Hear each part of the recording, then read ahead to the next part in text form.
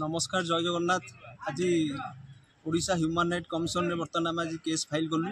Case आम दर्शईचु जे आप जानते पुरी जिला मुख्य चिकित्सालय जो रोगी की जो भाया बर्तमान मौलिक सुविधार वंचित होउची।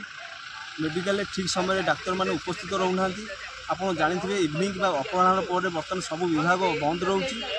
रोगी मैंने चट्टान शोषंती निरामय ठीक औषध मिलूना आ उपयुक्त टाइम रक्त मिलूना आप विभिन्न अव्यवस्था संपर्क में आज माननीय मानवाधिकार कमिशन में बर्तमान आम केस डायल करुँ। केस को माननीय आयोग को बर्तमान ग्रहण कर बर्तमान केस बर्तमान विचार पे बर्तमान आगामी दिन में आम प्रार्थना करुँ जे प्रति 7 दिन थे जिलापाल आसिक आपंकर मेडिकल को तदारख करूँ एवं जो अव्यवस्था अच्छी से अवस्था को केमती स्वच्छ भाव कर मेडिकल जो सरकारी नियम अच्छी से नियम को केमती ठीक रे पालन कर समस्त दिग आज माननीय ह्यूमन राइट कमिशन दाखल करुँच।